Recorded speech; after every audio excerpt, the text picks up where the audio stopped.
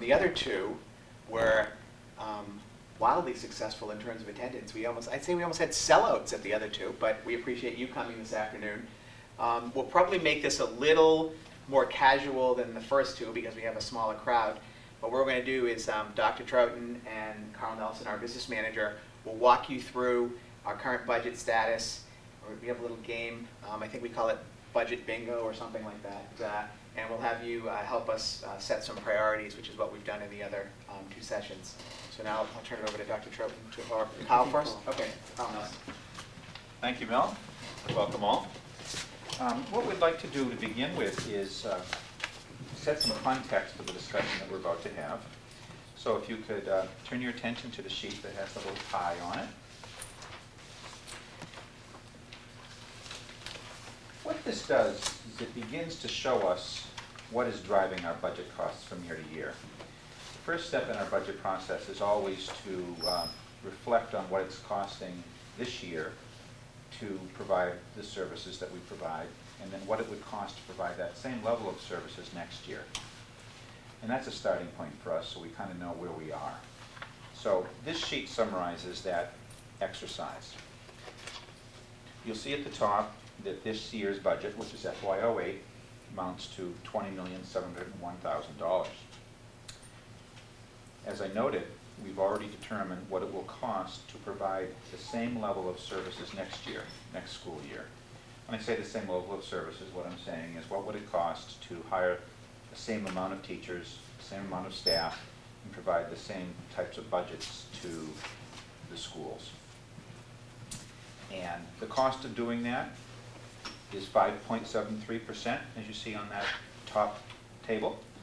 And the increase from this year to next is actually $1,185,398.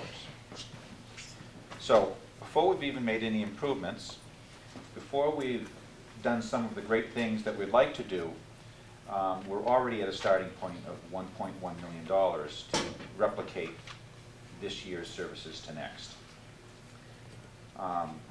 You might then ask, well, why is that? What is the background to those increases? The next table kind of helps you with that information. So doesn't the little pie at the bottom. Budget drivers. The step and scale increases amount, if you look to the far right, to 78% of the increase. What are step and scale increases? Those are the salary increases that go to our staff. Those salary increases are negotiated as part of a collective bargaining process and are very much in line with adjoining towns as to what kinds of salaries are paid to staff. So, as you can see, more than 3/4 of the increase from this year to next is spoken for by salary change. Next, you see special education. Our Director of Pupil Personnel Services has already investigated what it's going to cost to provide services to students next year. And that is an exercise whereby all of the students who have individual education plans are studied and analyzed to make a determination for what the costs will be to provide those same services next year. One aspect of special education that is a hidden cost driver is transportation. We all know how much fuel is costing these days, and understand that we are transporting approximately 50 students per year out of district to some location. So within that special education cost increase, you'll see a large transportation component. So it's kind of interesting, I think, to note as we begin our discussion that 78% plus 28%, some 96% of the increase from this year to next year are explained by these two factors. We've been able to take measures to reduce the costs of heat and utilities, and we've taken many other measures to try to flatline all of the other costs that are contained within a school budget. And that's through a lot of diligent management work by the administrators and by teachers and staff throughout the district. The two factors that are driving it are really out of our control, and that's what kind of makes it discouraging, because we want to be talking about new programs and new staff and new services. But these kind of infrastructure fixed costs are driving us. Carl, if I could, just to be clear, the reason Carl says 96% is we're offsetting those two increases by, if you see under grants and revolving offsets, where you expect a 10% increase in grants. So that's why the increases add up to more than 100%. You might look at, well, how can your percentage of increase be more than 100? Well, it's because we offset it with the increased grants that we hope to come in and revolving funds. Thank you, Mel. Carl, I just want to interrupt. When you say step and scale increases, those are already negotiated salaries, right? Yes. Okay, nothing to do with healthcare? No. No. No? No. Okay, just the salaries. I'm going to speak Okay. about healthcare. Yeah, That's a good which I know point. is a big driver too. That but, sure is. That sure but is. this is just negotiating. Okay. Yes. Well, let me pick up on that point about healthcare. When you think about where does the school department get its money to operate, I think we all know that the town provides the bulk of that. About 70% of the school budget is provided to us from the town. 20% of the school budget is provided to us by the state. The remaining 10% of our budget is provided to us through the collection of user fees. So let's think about that 70% for a minute. The town, prior to dispensing the 70% to the school department, has to pay for its fixed costs. And one of the largest fixed costs that the town has to contend with is the cost of health insurance, as you've mentioned. And the cost of health insurance is averaging a 10% increase for the past 5 years. So before the town can cut up its revenue pie and offer money to recreation and elder services and the library and the school, it has to pay for its fixed costs.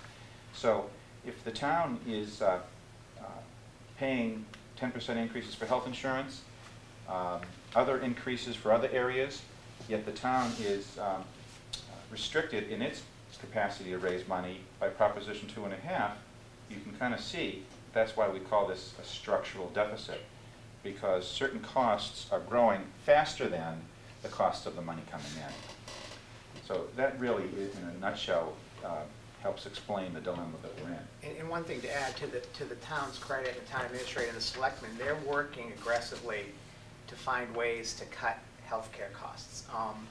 You know, be it offering different options for employees, to looking at the state insurance plan, which we can now go into, unfortunately not until fiscal 2010, but they're being very aggressive about trying to find ways to cut those costs, because it's a budget buster every year. So that's a quick rundown on that sheet. The second sheet you have in front of you is a kind of a statement for where we stand in our budgeting process. I think it's important that even though we face hard times, it's still important for us to step back and reflect upon where we'd like to be.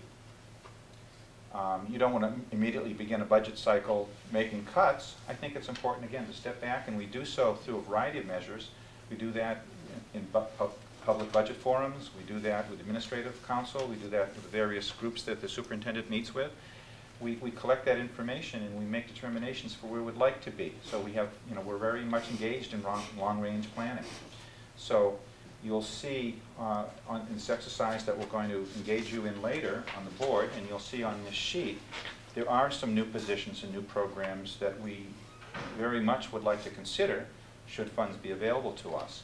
So we've constructed a series of budgets with various collections of these enhancements.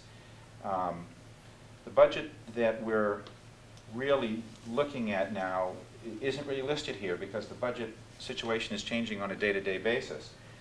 But the governor's preliminary budget is a budget that does reflect the funds that the governor has proposed for local aid for North Reading.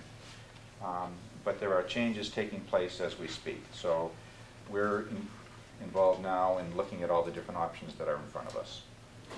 So that's a little background to the budget process. In the days and weeks to come, we will continue to be meeting with municipal officials here to get a sense for what available funds are going to be offered to us as we begin. Next Monday, we have another budget workshop where we'll be preparing to develop a budget that has to be published for town meeting. So there's a lot that's going to be happening in the next week or so. I believe the school committee will be taking a vote on the budget at our February 28th or 28th Yes. meeting? 25th. We'll be voting on the budget that night that we recommend to town meeting. So with that brief introduction, turn the meeting over to Dr. Troughton. Thank you, Carl, and thank you for coming out this afternoon. This is as Carl indicated, this is the third of what we hope to have be a series of budget discussions with the community, not just parents, but anyone who would like to be involved in helping us think through some of the difficult decisions that need to be made in terms of not just education, but overall for the entire community.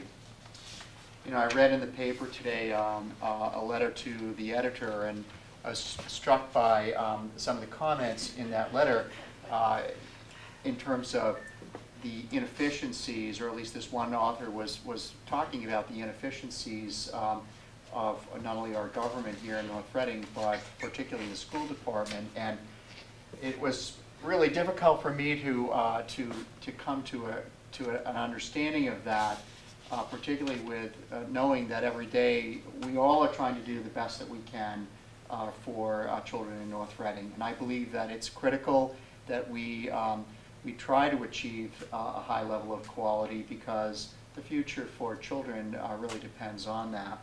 And the other piece that was difficult for me to put together was the release yesterday by the Department of Education of the per pupil expenditures for FY07, which is the most recent per pupil expenditures that have been documented and audited by the state.